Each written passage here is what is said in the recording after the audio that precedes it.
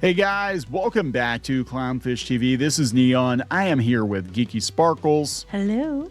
And if you're watching this video, it's probably on Christmas, so Merry Christmas to those of you who celebrate. And we're going to talk about Gen Z Christmas and what they want for Christmas, what their expectations are for Christmas, and also how they want Santa Claus dead. No, not exactly. Not exactly, no.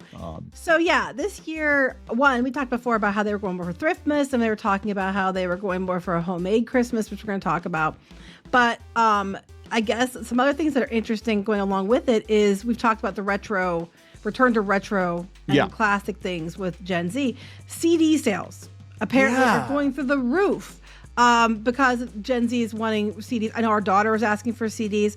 Vinyl sales are going up as well. Some people want vinyls, but they also want them for the art. They want classic vinyls for the art. So there's a bunch of things that are seeing a surge. And they're classic things like these. The Gen Z was born like in 1997 to 2012. And these are things that would have been popular back in 1997. Yeah, so CDs though. We're going to talk about this because we're starting to see more and more of this in the entertainment space, especially that Gen Z wants physical media. I think everybody's getting tired of everything being online and then having to subscribe to things like, okay, I've got a favorite album, but you have to subscribe to Spotify or whatever to play it, or you have to have Amazon Music or whatever it is, right? So let's talk about Gen Z Christmas. Before we get into it any further, please subscribe for more pop culture news, views, and rants. Guys, you'll get a woohoo if you do. Woohoo! Please go out to more.clownshishtv.com. That's moreclownshishtv.com for more Clownfish TV. Going into 2026, we're going to do more podcasts over there. So thank you very much for the support. What do we want to talk about first? We're going to talk about the CDs, or we're going to talk about the homemade? Let's talk about the homemade first, and then we'll go back to what we're seeing is surging. So they're saying that, again, this all kind of ties together because they're talking about nostalgia. And they're saying about how different people there are different things that they're doing, like they're making their own garlands, or they're making their own ornaments, things that they used to do when they were children. And they're trying to do that to bring it back to Christmas because they're tired of everything being online. Okay, so this article's come from USA Today. They said they're talking about this gal, Jenna Brooks, at 28. She's recreating the kinds of Christmas decorations she made as a child. This year, she and other members of Gen Z, the cohort born between 97 and 2012, are looking to bring that spirit into adulthood. And of course, they're documenting it on TikTok. Right, which is kind of like what, it kind of reminds me of Gen X. I don't think millennials are that nostalgic, but Gen X is nostalgic. I think that Gen Z is nostalgic. They're the children, a lot of Gen Xers and stuff. And I think they're pretty nostalgic. But yeah, there's all kinds of videos teaching people how to make like garlands, how to make felt ornaments. I'm like, damn, I should be making videos on how to do all this stuff. Oh yeah, and all the retro things and the nostalgia type stuff for Christmas and the holidays. And they're all wanting to make things. They're all wanting that tactile, physical experience again. They want to touch Christmas. They want to feel it up. And that's a whole other video, which we have about Santa, but that's a whole other video. That is. So this is something like we used to do this in school. Remember the clothespin reindeers? Do you remember the Santa where you put the cotton balls on the beard every day, counting down to Christmas until you got the beard? We used to do that one too. And then you make the rings, the paper rings. The paper rings. We would string popcorn. We do little like ball ornaments. I remember we did like little they were kind of weird, like accordion folded things that we'd make, and everything had like pipe cleaners and macaroni. It was all, and you'd hang it on the tree and it looked like shit, but your parents, your grandparents, they'd hang it on the tree because you made it. I have a bunch of things that our kids made. I don't put them out, but I have them. For Brooks, crafting by hand is about holding on to the meaning of the season. She remembers clipping branches from trees to dress the fireplace mantle, baking shortbread cookies with her mom, and crafting Christmas ornaments from household items like salt dough, popsicle sticks, and pasta.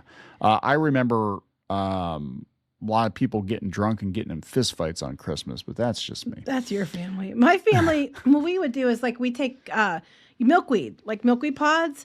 We'd go get the milkweed pods when they were, done spreading their seeds or whatever.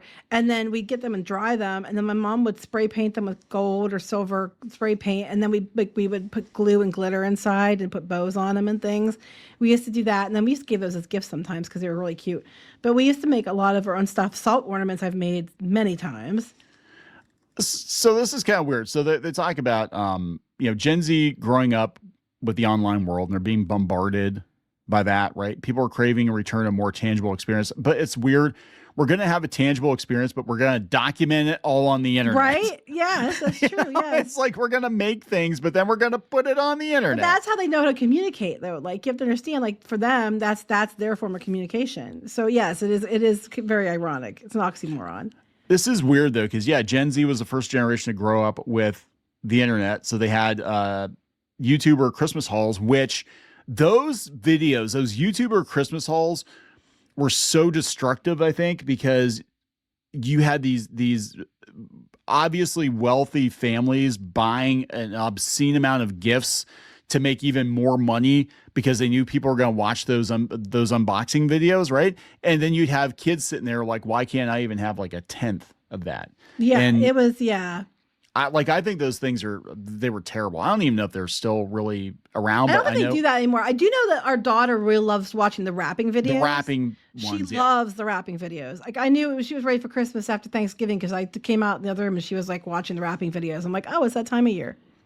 Vlogmas videos and Pinterest mood boards nicknamed with aesthetics like coastal Christmas and kitschy Christmas. Well, I like kitschy Christmas. I like kitschy Christmas too. If you're talking about making your own stuff, it'd be kitschy Christmas, but yes. When I was a kid, you'd go to school and talk to other kids about what they got for Christmas or what they're doing for Christmas.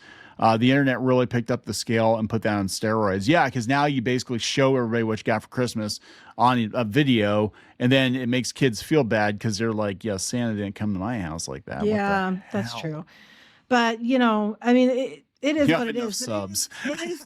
That's why Santa didn't come to your house. It is funny that, that they're doing all this stuff, but then putting it all over the internet. Yeah. Yeah. So there's something about the human experience that involves analog and person tactile multi-sensory experiences that can't be fully replicated in the digital world. See also Hot Santa. Yeah, that's another video. But they're talking about it as being a way to save too, going homemade as a way to save. We talked about this. That was a Thriftmas, which we talked about, making your own stuff, which I'm 100% on board with. Like, I'm 200% on board with this. If you want to make your own ornaments and decorations, I mean, today we're filming this on the 23rd, which is Christmas Eve. And so Christmas tonight, Eve, yep. It was a random tradition that started because our kids wanted to open presents a day before Christmas Eve because we have a Christmas Eve event with my family. And I was like, well, you could open the presents I made you, because they always wanted presents that at least something I made. So now on Christmas Eve every year, they open something I made. So tonight they'll be opening a present that I made them. Yes, and they like those presents more than the bought presents. Yeah, they're very excited. So I'm sorry, the presents that Santa brings. Mm-hmm. Hot Santa brings. Hot Santa, yeah, I know, right? That's me, baby. No, actually, you're Hot Santa. You definitely. In our house, I am the Santa. But anyway. Yeah. So they were just talking about, saving money. Nostalgia can be positive for the future. I think this is good, though, because what I worried about with everybody being online all the time and being eternally online is there is a lack of connection to the real world. And when everything is digital, like nothing seems real. And I think this is why we're so awful to each other too, because it doesn't seem real, because we're not actually looking at the person when we're so you can unload all your frustrations that you would not normally do. Yes. I also think too that a lot of it's become so commercial. I know I found myself this year especially being like put off by how commercial everything is, and I'm just like, oh, I just wish it wasn't like that. And I think people are just turning against it in general. Yeah. But speaking of commercialism, CDs are apparently going up like 74% in demand for CD players. And then the CDs, everybody wants, Taylor Swift, Pink Floyd. They're saying, I know our daughter asked for a bunch of CDs. Our son's still solidly vinyl, but our daughter does both. But they're all looking for CDs and stuff. And ironically, Walmart's CD section has shrunk. But CDs, are a big deal. And they used to have whole stores dedicated, which they no longer have for the most part. But now would be the time to bring them back. Yeah. So this is pretty cool because Pink Floyd's actually my favorite band of all time. So I'm like, that's awesome. They're buying Pink Floyd. That's cool. They said that the demand for compact discs peaked in the mid 2000s and many households ditched their systems and libraries as digital music took off. I did that. I used to be a DJ. I had a massive CD collection. And when we moved, we bought our first house. I sold a bunch of them because I was like, I don't have room for all these CDs.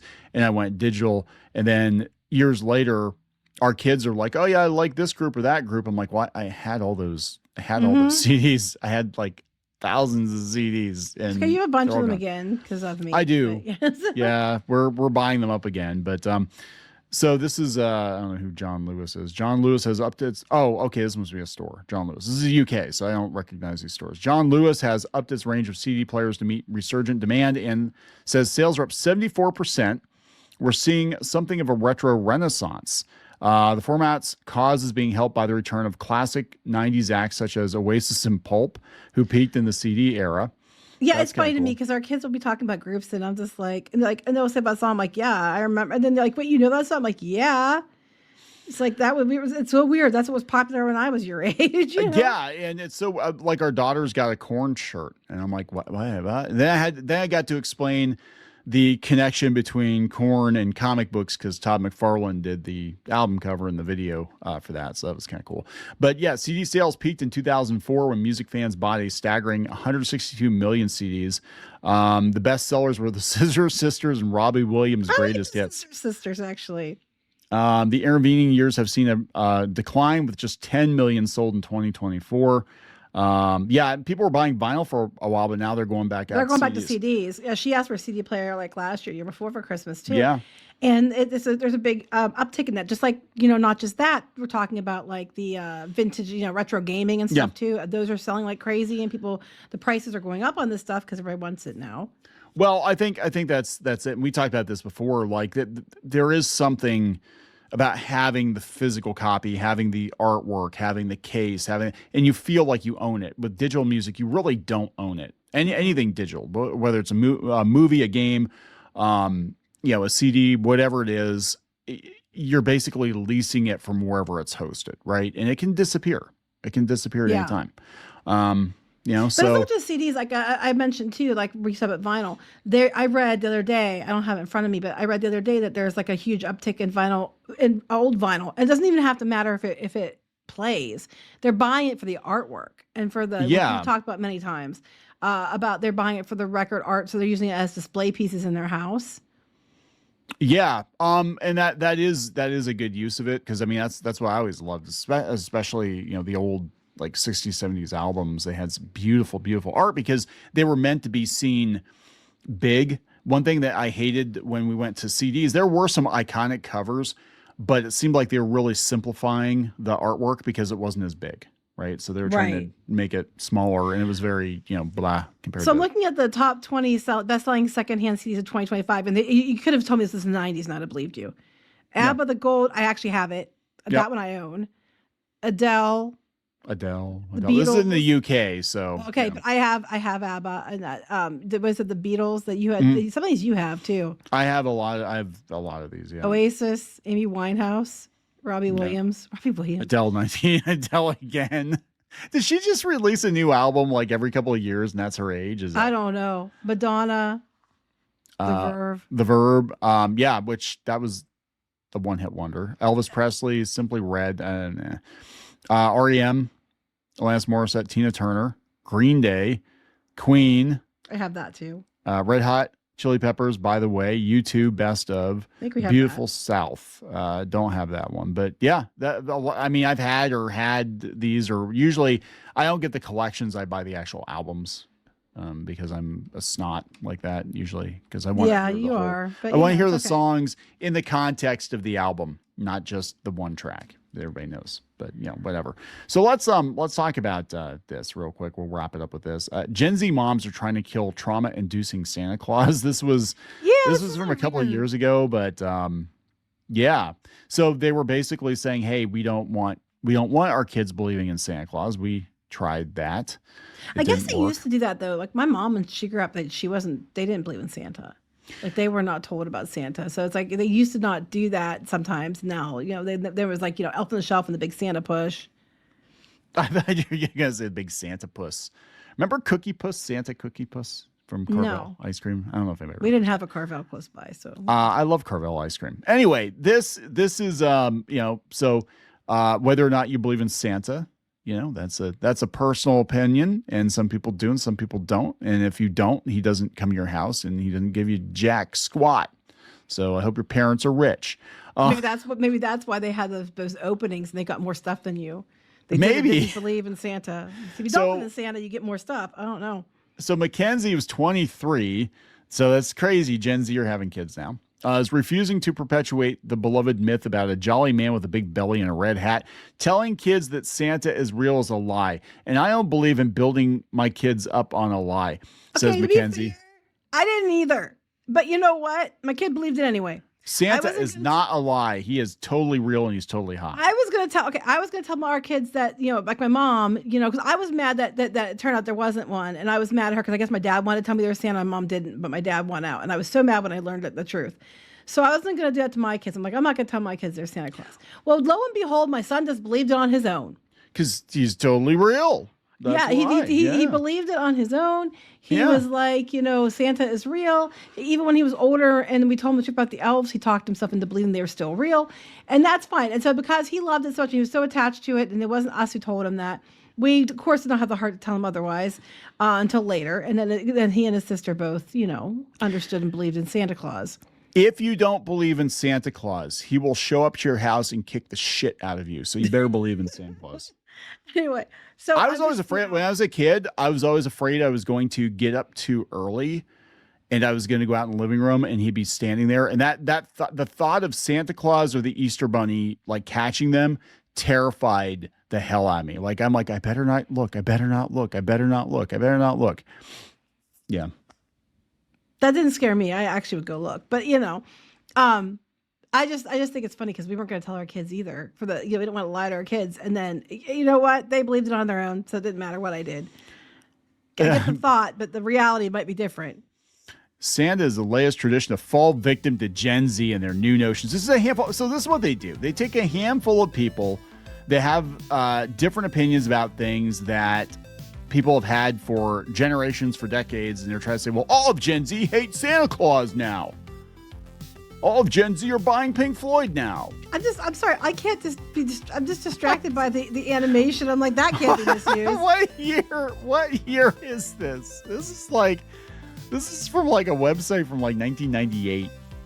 Well, they are buying CDs, and the generation started in 1997. So yeah, there we go. So there you go, guys. Yep, it's a very Gen Z. Trauma-inducing Santa. I agree with the CDs though. I wish I had kept my collection. I had a massive collection, but that's okay.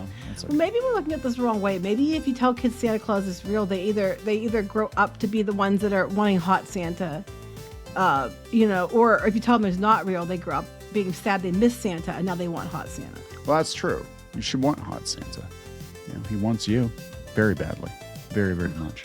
Well, we gotta wrap this up. Yeah, let's wrap this up. Please subscribe for more pop culture news, views, and rants. We'll talk later. Bye.